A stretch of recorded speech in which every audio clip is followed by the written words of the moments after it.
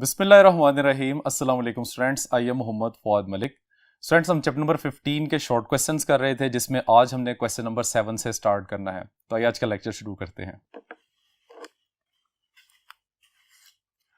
Students, this is a statement of question number 7। कहता है figure shows a coil of wire in x y plane with the magnetic field directed along y axis.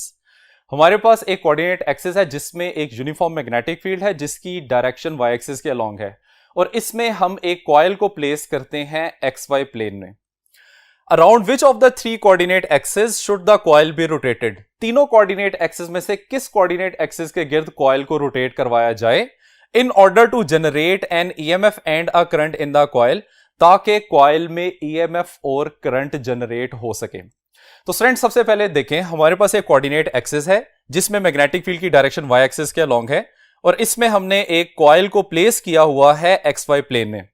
Students, हमने यहां पे यह बताना है कि किस एक्सिस के अलोंग कॉइल को रोटेट किया जाए तो उसमें ईएमएफ इंड्यूस होगी, और ईएमएफ इंड्यूस होने की कंडीशन का हमें पता है कि लूप में से या कॉइल में से मैग्नेटिक फ्लक्स चेंज होना चाहिए। तो स्टूडेंट्स, सबसे पहले हम जेड एक्सिस के अलोंग कॉइल को रोटेट करते हैं, तो यहां पे हमें क्लियरली नजर आ रहा है कि मैग्नेटिक फ्लक्स जो कि लूप में से पास कर रहा है उसकी वैल्यू 0 है और वो कांस्टेंट है, which means that there is no rate of change of magnetic flux. और अकॉर्डिंग टू फैराडेज लॉ, जब आप लूप को जेड एक्सिस के अलोंग मूव करवाएंगे तो इसमें किसी किस्म की ईएमएफ इंड्यूस नहीं होगी। अब स्टूडेंट्स, हम इस लूप को वाई एक्सिस के अलोंग रोटेट करवाते हैं। तो स्टूडेंट्स, वाई एक्सिस के अलोंग जब आप लूप को रोटेट करवा रहे हैं तो इस सिचुएशन में भी हमें क्लियरली नजर आ रहा है कि लूप में से मैग्नेटिक फ्लक्स पास नहीं कर रहा और इसकी वैल्यू कांस्टेंट है। So rate of change of magnetic flux is equal to 0 and the induced EMF is also equal to 0। अब हम इस लूप को एक्स एक्सिस के अलोंग रोटेट करवाएंगे। तो स्टूडेंट्स, जैसे ही हम एक्स एक्सिस के अलोंग लूप को रोटेट करवाना शुरू करते हैं तो इस सिचुएशन में लूप में से पास करने वाला मैग्नेटिक फ्लक्स मैक्सिमम है, और फर्दर रोटेशन में मैग्नेटिक फ्लक्स की वैल्यू 0 हो रही है, and once again magnetic flux फिर से इंक्रीज कर रहा है। यानी कि हम कह सकते हैं कि अगर आप लूप को एक्स एक्सिस के अलोंग रोटेट करवाते हैं तो इसमें मैग्नेटिक फ्लक्स कंटिन्यूअसली चेंज हो रहा होता है। And according to Faraday's law हमें यह पता है कि अब ईएमएफ भी इंड्यूस होगी क्योंकि लूप में से मैग्नेटिक फ्लक्स चेंज हो रहा है। तो students, it is the x axis along which जब भी हम लूप को रोटेट करवाएंगे इस सिचुएशन में तो ईएमएफ इंड्यूस होगी और लूप क्लोज होने की वजह से करंट भी प्रोड्यूस होगा। तो आइए स्टूडेंट्स, अब हम इस क्वेश्चन का आंसर लिखते हैं।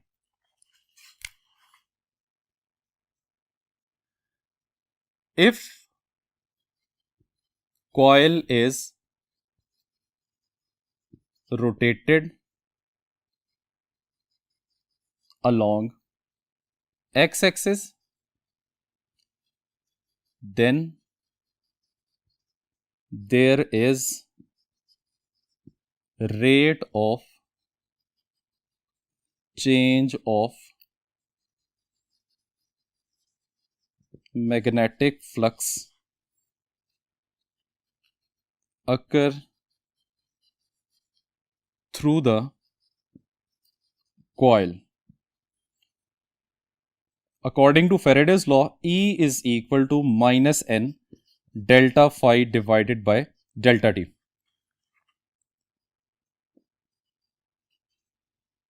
There is no change in flux when coil is rotating along y or z axis, so there will be no induced EMF or current. आइए स्टूडेंट्स, अब हम नेक्स्ट क्वेश्चन की तरफ चलते हैं। Students, this is a statement of question number 8। कहता है how would you position a flat loop of wire in changing magnetic field so that there is no EMF induce in the loop. अब वो कहता है कि आपने एक changing magnetic field में लूप को किस तरह से प्लेस करना है कि उसमें किसी किस्म की ईएमएफ इंड्यूस ना हो। तो फ्रेंड्स उसके लिए देखिए, सपोज करें कि हमारे पास ये एक ऐसा रीजन है जिसमें मैग्नेटिक फील्ड वेरिएबल है। इसमें हम लूप को इस तरह से प्लेस करते हैं कि कोई भी फील्ड लाइन लूप में से पास ना करे। मतलब हम लूप को मैग्नेटिक फील्ड लाइंस के पैरेलल प्लेस करेंगे या direction of the loop magnetic field के परपेंडिकुलर होनी चाहिए। अब स्टूडेंट्स इस सिचुएशन में फ्लक्स की वैल्यू थ्रू द लूप 0 है, जिसकी वजह से अगर हम चेंज इन फ्लक्स कैलकुलेट करते हैं तो वो भी डेफिनेटली क्या आएगा, 0 के इक्वल आएगा। और अकॉर्डिंग टू फैराडेज लॉ, जब भी किसी लूप में से मैग्नेटिक फ्लक्स का चेंज 0 होता है तो इस सिचुएशन में वहां किसी किस्म की ईएमएफ इंड्यूस नहीं होती। तो स्टूडेंट्स आइए अब इसका आंसर लिखते हैं। If loop is placed parallel to magnetic field, या हम कह सकते हैं if direction of loop is perpendicular to magnetic field. तो स्टूडेंट्स चूंकि ये दोनों सिचुएशन सेम है, इस वजह से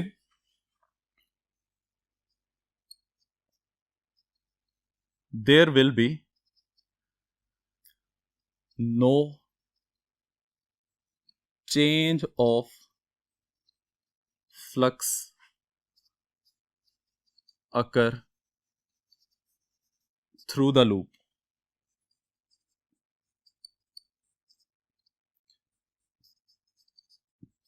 According to Faraday's law,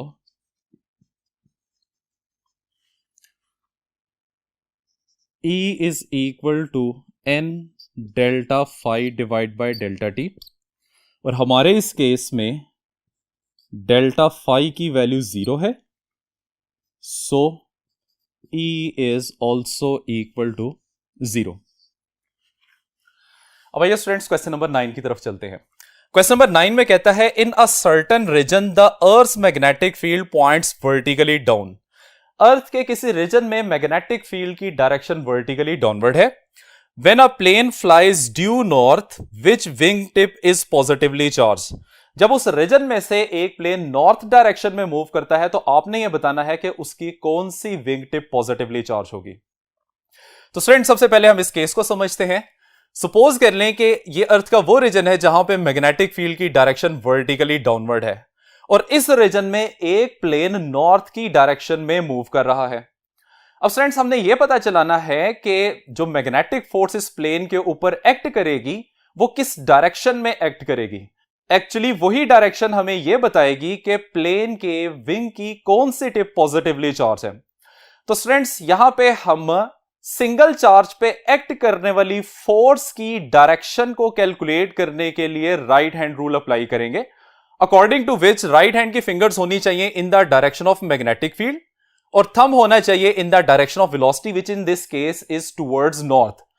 तो चार्जेस के ऊपर लगने वाली फोर्स की direction perpendicular to the palm होगी which in this case is towards west. तो actually west wing tip positively charge होगी। तो आइए स्टूडेंट्स अब हम इस क्वेश्चन का आंसर लिखते हैं। West wing tip is positively charged.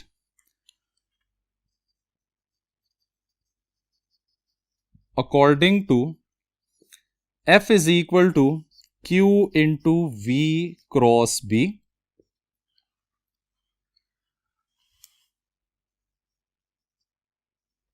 the direction of force is towards west. So west tip will be positively charged. अब आइए स्टूडेंट्स हम क्वेश्चन नंबर 10 की तरफ चलते हैं. क्वेश्चन नंबर 10 में कहता है show that E and delta phi divide by delta t have same units. आपने ये बताना है कि E और delta phi divide by delta t के यूनिट्स सेम हैं. तो सबसे पहले हम E की बात करते हैं. E is equal to VBL. ये हमारे पास इंड्यूस्ड ईएमएफ का रिलेशन है जब आप एक कंडक्टिंग वायर को मैग्नेटिक फील्ड में मूव करवाते हैं. अब स्टूडेंट्स इसके मुताबिक अगर हम देखें E is equal to velocity का यूनिट होता है मीटर पर सेकेंड, मैग्नेटिक फील्ड का यूनिट होता है न्यूटन पर मीटर पर एम्पियर और लेंथ का यूनिट होता है मीटर. अब यहां से ये मीटर इस मीटर से कैंसिल हो जाएगा और वैल्यू बच जाएगी newton metre divided by ampere second. Newton metre equal होता है जूल के, एम्पियर सेकेंड इक्वल होता है कूलम के और ये जूल पर कूलम बेसिकली वोल्ट के इक्वल होता है. अकॉर्डिंग टू दिस रिलेशन हमारे पास इंड्यूस्ड ईएमएफ जो है वो इक्वल होगी वोल्ट के. अब स्टूडेंट्स हमने secondly delta phi divide by delta t का रिजल्ट देखना है कि ये किसके इक्वल आता है. So delta phi divide by delta t that is equal to, this is magnetic flux, इसका यूनिट होता है weber divided by delta t time है, ये सेकंड के इक्वल आ जाएगा. अब वेबर इक्वल होता है न्यूटन मीटर पर ampere divided by second as it is. इसको हम अरेंज करके लिखें तो delta phi divide by delta t that is equal to newton metre divided by ampere की पावर -1 है, ये नीचे आ जाएगा एम्पियर सेकंड. तो न्यूटन मीटर इक्वल होता है जूल के, एम्पियर सेकंड इक्वल होता है कूलम के. तो hence delta phi divide by delta t के यूनिट्स भी वोल्ट्स बनते हैं. और स्टूडेंट्स इन दोनों रिलेशंस के मुताबिक ये बात क्लियर हो रही है कि जो यूनिट E के हैं वही unit delta phi divide by delta t के हैं. अब आइए स्टूडेंट्स क्वेश्चन नंबर 11 की तरफ चलते हैं. क्वेश्चन नंबर 11 में कहता है when an electric motor such as an electric drill is being used does it also act as a generator. जब आप एक इलेक्ट्रिक मोटर जैसा कि एक ड्रिल मशीन होती है उसको रन करवाते हैं तो क्या वो जनरेटर की तरह एक्ट करती है. इफ सो अगर ऐसा है what is the consequence of this, इसका नतीजा क्या निकलेगा. तो स्टूडेंट्स एक बात आप लोगों को पता है कि जनरेटर और मोटर कंस्ट्रक्शन में सेम होते हैं. जब भी आप मोटर को रन करवाते हैं तो उसमें एक्चुअली एक आर्मेचर मैग्नेटिक फील्ड में रोटेट कर रहा होता है और फैराडेज लॉ के मुताबिक जब भी किसी आर्मेचर में से या कॉइल में से मैग्नेटिक फ्लक्स चेंज होता है तो उसमें ईएमएफ भी इंड्यूस होती है which is basically the working principle of generator. तो इसका मतलब यह है कि जब भी एक मोटर को आप रन करवाते हैं तो वो एक जनरेटर की तरह बिहेव कर रही होती है. तो स्टूडेंट्स आइए अब इसका आंसर लिखते हैं. Yes when an electric motor such as an electric drill is being used, it also act as generator because armature is moving in magnetic field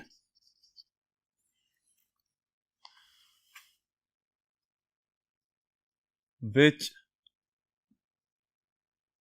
induces an EMF.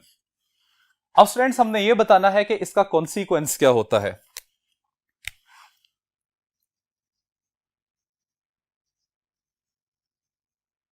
Consequence, अब जैसे ये motor generator की तरह act करेगी तो इसमें एक back EMF भी इंड्यूस होगी और उसके मुताबिक हम लिख सकते हैं कि इट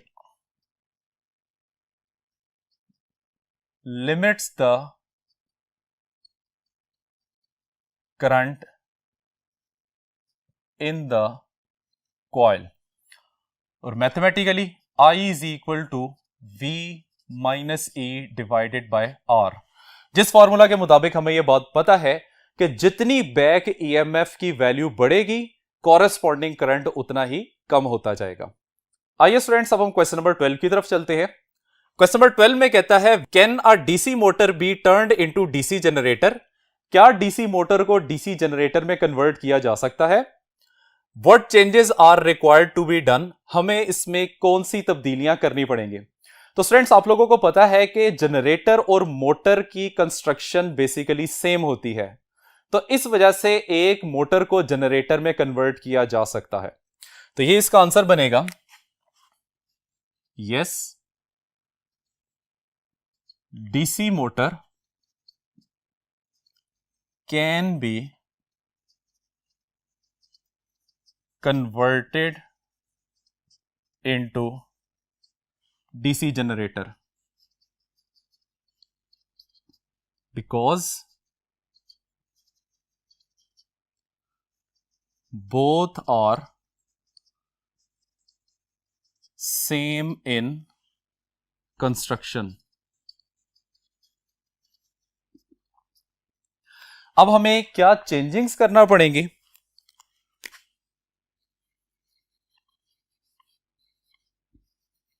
चेंजेस नंबर 1, हमें मोटर के इलेक्ट्रोमैग्नेट को रिप्लेस करना पड़ेगा बाय परमानेंट मैग्नेट।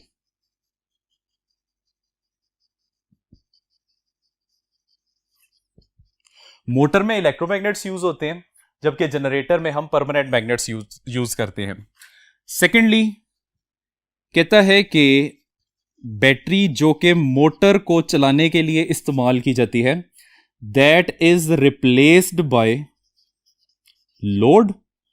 और नंबर 3, रोटेट करना पड़ेगा आर्मेचर को मैकेनिकली, रोटेट आर्मेचर मैकेनिकली।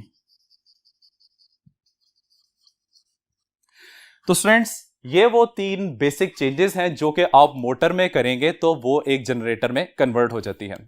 तो स्टूडेंट्स, यहां तक है हमारा आज का लेक्चर। उम्मीद करते हैं कि आपको समझ आ गया होगा। इजाजत चाहते हैं, अल्लाह हाफिज।